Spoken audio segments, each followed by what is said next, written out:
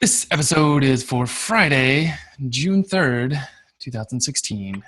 Welcome, Crater fans. I'm your host, Josh Owens, along with my co-host. I'll be iron. Hey, Abby, how's it going? Good, man. Took a week break, I guess. Had Yeah, some had yeah, some unfortunate things happen, but I'm back. So back to business. yeah. Yeah, I had a crazy week last week, so we just took the week off. Yeah. So Indeed. people have been waiting for this show, I guess. Yeah, yeah, really. There's been a lot going on, Yeah. A little A lot crazy. going on since the last show, that's for sure. Yeah, yeah, I loved, I got some compliments too, like everyone enjoyed Lauren stepping Yes. in. All right, so let's get to it. I got a Yeah. tight timeline today, so So, yeah. This week we are going to talk about why entrepreneurs choose Meteor, which sadly I cannot load that article. And then we are going to talk about React unit testing with Mocha and Enzyme, making sense of the mobile development ecosystem, and reactivity with Redux and Meteor. What is this? yeah. Cool, let's get into it. Yeah, I really seriously I can't load this article. Oh man. I can take the point. Um, so there's this article that was found on created by these guys like JS Solution Devs. Josh and I still don't know if you guys are just spammers, but you had a really good topic here on why entrepreneurs should choose Meteor. And in the topic, it has like a bunch of people who are co-founders or founders at companies that pick Meteor as their software. And they all say the same stuff. They just say like ease of development and you can do run one thing everywhere. But it was kind of like bringing like this article actually just tells you all the good stuff, or why you should choose it. Like as an entrepreneur, like there's more stuff than like all the positives shown in the article. You know, I don't know. It's tough. Like why choose Meteor is a lot harder argument to make these days than it was before. You know. I mean, is it though? Like, I feel like, I don't know, it's tough, right? Because on the one hand, you have a lot of, Meteor was a hugely opinionated stack, but as with a lot of opinionated stacks, you tend to move towards like offering more choice. And now we're at that Yeah. stage where we're offering more choice. It's migrating towards npm. Like we didn't really talk about it, but 1.5. Someone pointed out in the chat room that 1.5 they've been working on it, and like they've done a lot more on that branch than I had realized. Yeah. So like it's getting closer to the point where all of Meteor will actually be packages on npm. So I think that's a good move, but choosing, I guess there's different parts of it, right? And I think if you're an entrepreneur, you want to get things done quickly. So you have to decide, does it make sense to choose something like React or Blaze? And personally, I would, if you're expecting your businesses to succeed to some degree, I would probably choose React. I mean, what are your thoughts there? Yeah. I would definitely choose React right now. Probably because when you're building a company from the ground up, you want to just try to leverage as much of the community as possible. There's a lot of stuff that you don't want to build. You don't want to build the simple stuff, like especially maybe if you don't have a designer, you don't really want to build like all the buttons yourself, or you probably want to use like some material design or Bootstrap or something like that. And you don't want to be making UI components all over from scratch every single time. You want to be going to npm or some other source and installing components and using the ecosystem itself. But I think like so that's an easy decision to make these days because like there's a lot of leverage in certain ways for React. But like for people who are building their businesses on the back end or on the server side, where the database is actually pretty, you want to have an array of data sources, things like that. Like, that might be a harder decision to make. But isn't, I mean, so I try to think about the mindset where I'm an entrepreneur and I'm building something, which I've done a couple of times. Like I've built Twitter apps and some apps that hook into the Facebook API, and like I can work with those APIs with Meteor. So like I sense your answer is going to be like maybe Apollo, right? No, I'm not even. Actually, I'm not even. Well, maybe, but I'm not talking about that actually because see, not every business. Let's say like not every software company is going to be like primarily on the web. You know, like they may have APIs on the web, but they may be servicing like offline products or or like they're like a big bank and they want to have huge amounts of security in their apps and stuff like that. And it's not like on day one you need all that stuff, but like if that's the nature of your business that needs to you have to be HIPAA compliant or something. That's like the nature of your business, like you might get roadblocked from certain choices. Meteor has the forks for other maintained, people are maintaining forks of these compliant versions, but if you're you can't risk your whole business on like some community contributors that are going to like actually, keep it up to date. You always run that risk of it like fizzling out. So, Well, I think you're deciding that it's okay to take on that technical debt of maintaining that project later if it does fizzle out, right? Or having to switch at that point. But I guess like here's the thing. If someone came to me and said, "I'm going to build the next Slack," I would say number one, like Meteor is probably a terrible choice for that. Yeah. Which right now, like it makes me a little sad, right? I think you can get some amount of growth out of it, but it'll be a Twitter situation where later you'll switch the back ends and things will grow. But I look at Slack and I wonder like how long was Stuart Butterfield and team working on Slack before it blew up to $1 billion unicorn? Yeah. And to me, like the fact that you can iterate quickly and build things is helpful. The fact that you can use React, that's not something you'll ever probably ditch on the front end. Like it's proven to be scalable for someone like Facebook. So, I mean, I wouldn't really worry about that component. And so then it becomes like, what does the back end look like? And I don't know. It's really interesting. But I think as an entrepreneur, like you're always going to wear a bunch of other hats, and like getting code out the door and in front of people is super important. And that is something that Meteor is good at. So yeah, I agree with that. That's for sure. Cool. Nice. So the next article, I'm excited about this one. Yeah. The next article is by Michael Shillman. He's in the Meteor community. And he has a post called React Unit Testing with Mocha and Enzyme. Now that we have 1.3, we can npm install a lot of other package or npm modules from the greater ecosystem, and you can actually start using Enzyme, which is made by Airbnb, to unit test your React front-end components. And it's really cool because they use Mocha. Mocha can be your test driver, which is awesome. So you can still use like practical Mocha, or you can even use like npm, like the npm module from Mocha. And essentially, what you can do is actually shallow render components into a test, right? So if you have some component, let's say it's a to-do item, you want to assert certain things on a component, some piece of UI, because React is just functions, because everything is just a function. You can actually render everything into this, this DOM that is actually just, invisible. It's only visible to the test. And then you can just write a bunch of assertions like you would using like Mocha's library called Chai, which is just an assertion library. So you can assert like, oh, I'm going to assert that the title of my to-do is like, I got to go to the grocery store. Like, you can make assertions like that, which is super cool.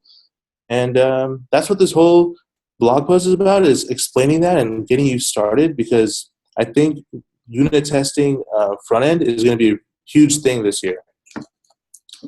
That's it. Yeah, no, I totally agree. Like, so like my pitch is always going to be like, you should be testing. If you're not testing, like shame on you. Yeah. I always try to convince my clients they should be testing as well. So this is not like I try to practice what I preach when I can convince them there's value there. But like, here's the thing. you can write documentation, and that is a way of kind of giving other developers an idea of what your code intended to do. But Yeah. that documentation can easily get out of date. There's no way to verify that the code is doing what you wrote the documentation to do. And instead, to me, tests help convey that message of here's what I intended this component to do in the case of React unit testing the front end. And so like you can think about like refactoring becomes a lot easier because I can understand that Abi wrote this component to like handle to-do list items and have like checkboxes that should do something.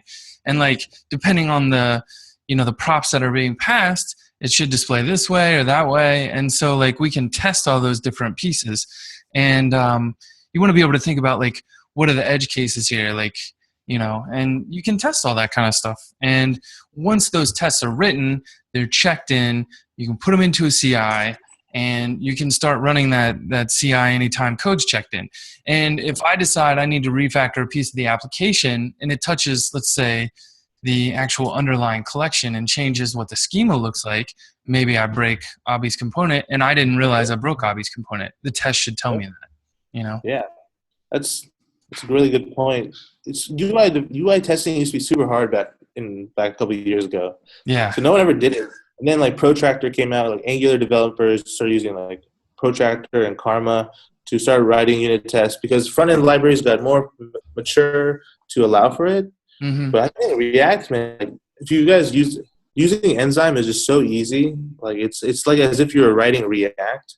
Like I always remember unit testing front end always seemed like a different like framework, like a different like mindset than what you were actually doing.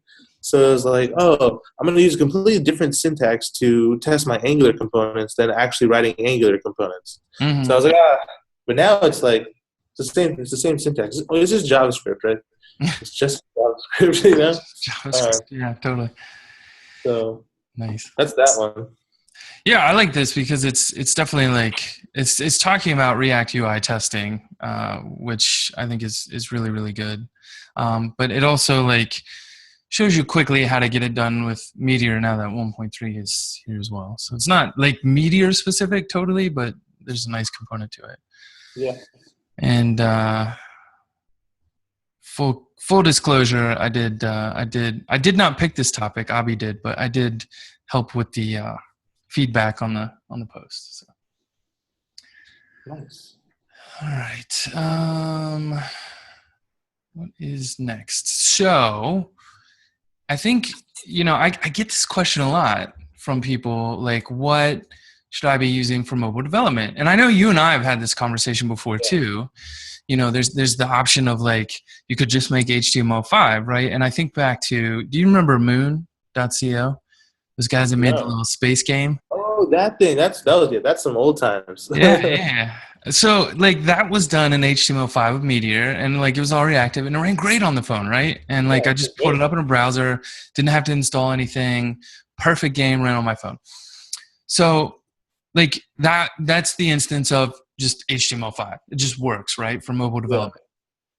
And then you start to move into the hybrid apps, which would be Cordova, which is it's still HTML, JavaScript, CSS, but it's compiled and run in a web view on the phone instead of running as a native app on the phone. And so because we're in that web view container, we can now start tapping into APIs, like getting the location, which you can still do through HTML5, but we can start to access other parts of the phone that we can't necessarily access. Like Bluetooth. I don't think you can access Bluetooth through just native HTML5.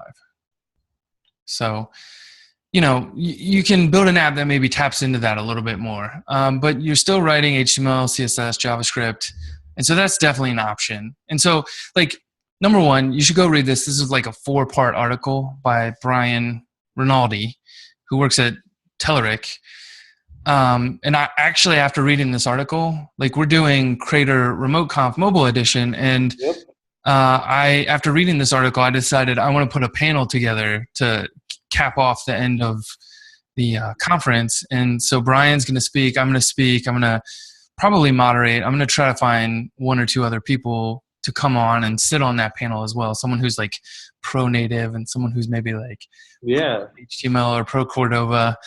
And we'll just have a debate about all this as well, like, you know, kind of going back and forth. I think that'll be. Yeah, it's like there's just so many camps in the mobile party. Like, there's just so many camps, and the thing is, we're talking about entrepreneurs today. The first thing an entrepreneur needs to think is how are they going to have a mobile experience? You know, how are they going to take whatever their idea is and put it on the mobile, right? Yeah. And if you have the talent and you see, like, the thing is, would you want to hire a web developer who can put it on both platforms, Android and iOS, for you in a quick amount of time?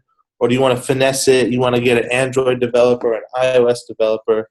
And there's like so many camps have like different opinions on like what, even the talent-wise, what you should do at that level. You know, so right, and that's what this article talks about. It's like it says you got to look at the skill sets of your team. Are you targeting one platform, both platforms? I mean, he says both major platforms, but you know, I mean, don't target Windows. Don't make stuff for the Windows phone, you know. How essential is performance? Like we talked about, I felt like the Moon game worked great. I didn't get any lagginess. Like Canvas worked. It was great. I think it's perfectly fine. But I don't think you could go build like maybe Kingdom Rush or something in HTML5 with Canvas. Maybe I'm wrong. I don't know. I'd be curious to explore that a little more. And then like how much code do you have that could be reused, right? If you're already building an app in React, can you reuse it? Has it been built in a way that you could reuse some of it as React Native components? Maybe. Yeah. So, I mean, there's a lot of questions you got to answer here. And I think you're absolutely right. Like, if I look at WorkPop, right, who has, you know, landed millions of dollars in funding through its life cycle, you guys are hiring developers to specifically work on both platforms to deliver a native experience. Correct. And I think some of that comes down to, like, if I look at a Cordova app, and maybe this is like my meteor bias coming into it, but I think we don't have code splitting. And so I remember being at an early Vanguard meeting with, it's Ben, right? Your CTO?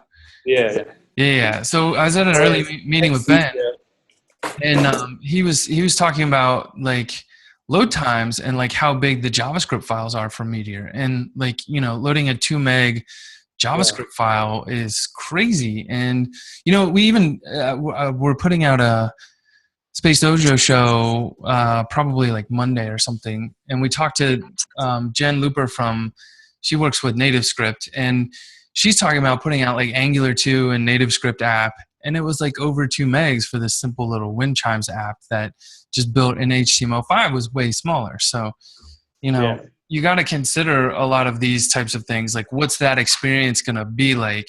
You know, she said in the show, you're really just charging your customers for you to be able to deliver this experience in this way, right? Because they have to pay for that data load over cellular connection. That's why 1.5 will be a lot more exciting, because you get to get rid of the build tool and do your own thing. Yeah. I'll tell you right now, WorkPop is 11 megs. Wow. Big ass app, dude. That's crazy. 11 megs, and we have to do a lot of stuff to reduce that for our users. So yeah, we're not very happy, right? But we're trying to figure it out. Yeah, I think you're right. Like 1.5 will definitely. So there's like interesting ideas, right? Like you could do code splitting, so you only load the code you need for the page that you're looking at. Yeah, which will be helpful. But I actually think the thing that'll be even more helpful is like this idea of tree shaking, which I just heard about a couple weeks ago. And it's just the idea that now that you're importing all the things that you're depending on, you can go look and say like, oh look, they're depending on moment, but they're only bringing in like, you know, this piece of moment, and so we only have to like bring in the pieces that are needed, and rather than bringing in the entire moment library. So kind of interesting. Cool. Yeah. So, you know, I'm excited. I think building mobile apps with JavaScript is the way of the future. Like, I think the amount of like ramp that you get by building one platform that works on two environments, like kind of a big deal. Yeah. And I don't know. There's not that much like industry information on it too. So that's why the remote conference will be pretty good Yeah, for I'm anybody. excited. Yeah. So if you guys are, you know what, I'll make a code right when we get off the show. But if you guys are listeners, go to conf.crater.io. You should be able to pull up the conference and see what's going on. I actually have more speakers. I got to get up there. I've got more nailed down. But yeah, and just use the code Crater and you'll get $5 off the ticket. So I think that'll be something nice for listeners. But I definitely think, like, to me, looking back, it's all I've done for the last year and a half is build mobile hybrid apps. So I think it's going to be a big deal in the future. And like the current speakers are pretty good. You know, you got was it Spencer Carley who's building React Native. You got Newspring, John Pinkerton. Yeah, I'm excited about John's talk. Yeah, I think James Baxley as well. So there's a lot of fun that's about to, and there's more speakers to come. So it's gonna be great. Yep, definitely. We're gonna be covering the gamut too. I just picked up another game developer who's gonna talk about Cordova. So that's cool. Yeah, we've got 2 talks. One's on React Native building a game. The other one's Cordova and building a game. So. Oh man! All right, guys, check that one out then. Indeed. So tell us about the next story. All right. So the last topic of the day is actually I wrote this one, but I'm not going to talk about. We're not talking about the actual post itself. We're talking about this concept that Josh and I have been hearing over the last couple of weeks when people say, "Oh, does it have real-time support?" And so my article is called "Reactivity with Redux and Meteor," and I pretty much explain like for Meteor apps that do not have any real-time components, that picked Meteor because of its like other qualities, right? Ease of use and shared code and all the jazz that we love. Mm-hmm. We were never in it for the real-time game, right? So we had to pay the performance cost of real-time this whole 2 years that we've been using it. And we cut the line and we drew the line in the sand and said, we're not going to do real-time stuff anymore. We don't need to. So I was tasked with how are we going to convert our live query experiences where things are just easy and just always react and all that stuff. How are we going to do that and change that into a reactive experience? And that's when I started thinking, like, what's the difference between real-time and reactive? And there's actually a clean difference. Real-time means you're using technology that as soon as something changes, your users get to see the data right away. Mm-hmm. And with paying whatever cost it takes, they will see the data instantaneously. But reactive is different. Reactive just means that your system is it's message driven. Reactive means that in response to some stimulus, I'm going to update whoever's listening, right? That doesn't necessarily have to be on the server, like watching queries, right? Reactive doesn't mean the server. It just means that your system can scale. It can speak to other parts of the system and update their information, all in this, this like message bus or event-driven, paradigm or pattern of programming. So for Meteor apps, if you can use Meteor methods to mutate data, right? But you can also use Meteor methods to return plain JavaScript objects. And that's the best way to make things non-reactive on the server's behalf. Right?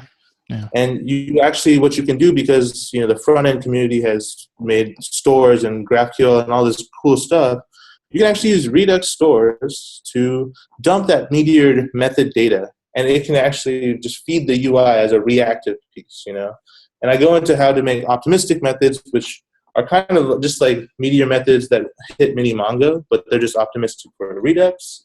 And that's the whole thing. Like with this, even with Apollo, everyone's first question is, "Oh, is it real time?" And there's always this question. It's like, you really need to understand that most tools should not be built for real time unless like the major people using the tool are building real time applications, right?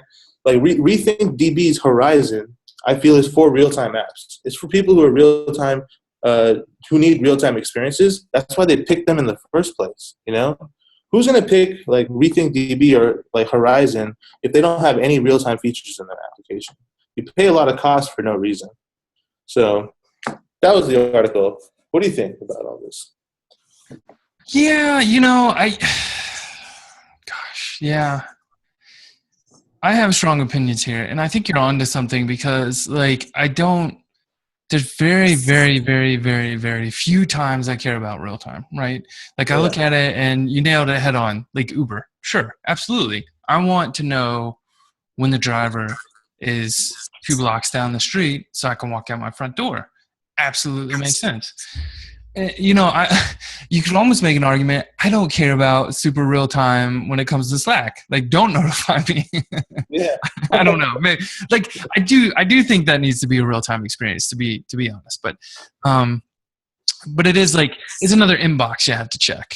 But if you think about it, like you go and you look at Twitter, right, and you're okay. Like, there's enough data to consume there that you want it to be reactive every few minutes. You don't really care that it's every 30 seconds or every 10 seconds or as it happens that someone hit return, you care about seeing right away. There's very, very few instances where you care about that return key being hit and you seeing a reaction to that. And so, yeah, I think you're right. Like, there's definitely been a cost that's been associated with it. I know, like, Max Savins posted about this before, like, why is there no easy way to publish some data but you don't really care about watching it or getting reactive updates from it? And, like, we've gotten little tweaks along the way when it comes to Meteor, but I think you're right. Like, it's hilarious because I'm in the Apollo chat room and, like, every day you see someone come in. So is real time working yet? You don't need real time. You don't need real time. I promise. Yeah. I promise. Like, I think there's probably 1%, 2% of the population that would actually be building an app that needs real time functionality. Yeah.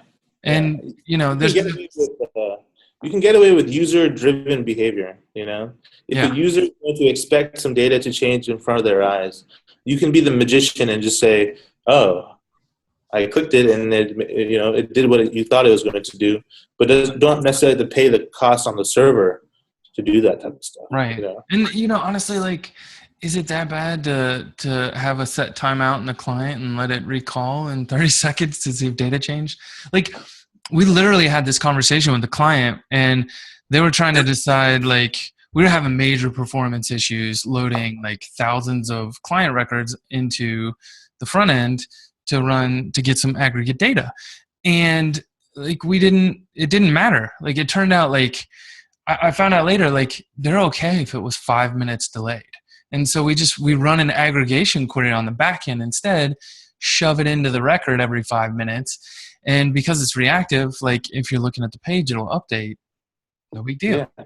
Like, I could have probably instead just put a set timeout or set interval every 5 minutes to just call an Apollo endpoint, a GraphQL endpoint or something to just give me, like, did any data update, Yeah. And then Apollo fills in that polling for you so that you don't have to do all this set timeout stuff. So yeah, like those are always like in the article I just said, like, if you're not going to use Apollo right now or GraphQL or something, then you can take the Meteor method approach. But I highly recommend getting into Apollo and GraphQL right now for your front ends. But in the meantime, you can always use methods and make things happen. Yeah. I don't know. Like, I'm maybe opinionated that I would rather not wait on method returns, but I mean, you can use like promise stuff to kind of wrap up your method calls and. You can always like figure. That's the thing is, like, there's never always like the silver bullet, but you can at least like make it happen. Yeah. Like, you can figure it out. Yeah, like another good example is Crater, right? Like, you load that front page and there's 20 stories there, and like we're probably paying a pretty heavy penalty costs in monitoring that data, and like there's a low observer reuse. Like, I just put a video out about all this, by the way, on YouTube about like using Kadira to hunt down performance problems. But PubSub, like, it's always where you're gonna have your performance problems right out of the gate, always. Yeah. Like maybe sometimes methods, but very rarely. Pub subs. Yeah, yeah.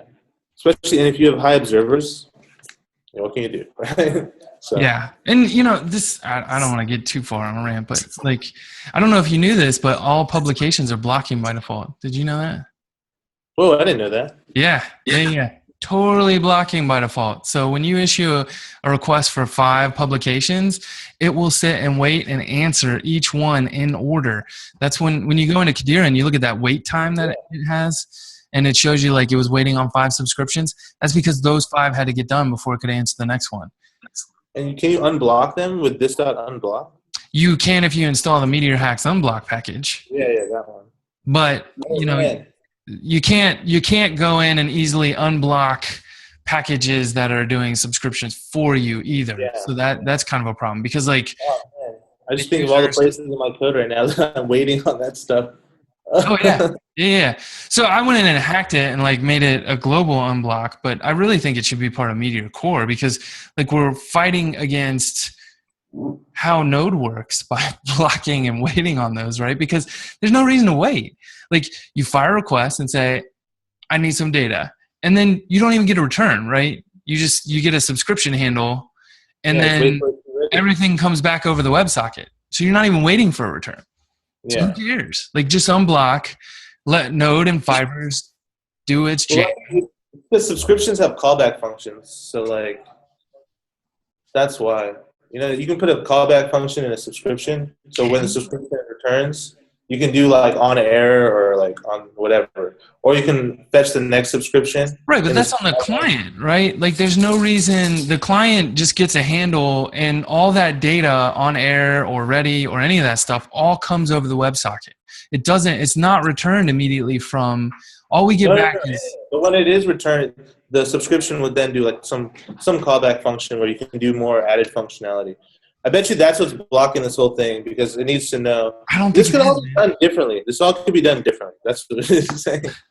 I agree. Like, so I look at the Apollo project and wonder, like, is it worth fixing this problem in DDP? I don't know. Like, I haven't really heard a clear commitment from MDG. Like, what does DDP look like in the face of major pushes for Apollo? Yeah, that's true. I would love to hear that, but I don't know. Yeah. Also, what does the Meteor data system look like without using Fibers? Well, Fibers works with Node 4 and Node 6, so yeah. I don't know. Node can do its thing. Let it do its thing. Yeah. Good show. Yeah. Awesome, man. Yes.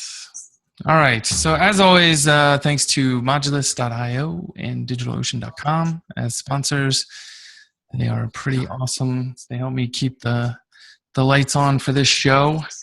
And Patreon as well, like all the patrons. We've got a couple of new ones. Vic just joined. Daniel just joined. So that is always super helpful as well. I use that money to get new mics, get quality video equipment that you can't see off screen. Have a dog scratching in a cage. And like I have editors and VA that helps make sure it gets out, and I'm still the slow point in the entire process. Like it took me a week to get the last one out. But no, I really appreciate that. So Patreon, patreon.com/Meteor Club, and you can join as well. Everything's appreciated. $10 gets you into the awesome Slack chat. So. Yeah. See you guys in the Slack chat room. Huh? I said, like, we'll see everyone in the Slack chat room. Indeed. All right, man. We'll see you next week. See you, dude. This video has been a Space Dojo production. You can click the Learn More button to find out more about us at spacedojo.com. Or you can click the subscribe button to get notified about new videos we put out each week. Thanks for watching.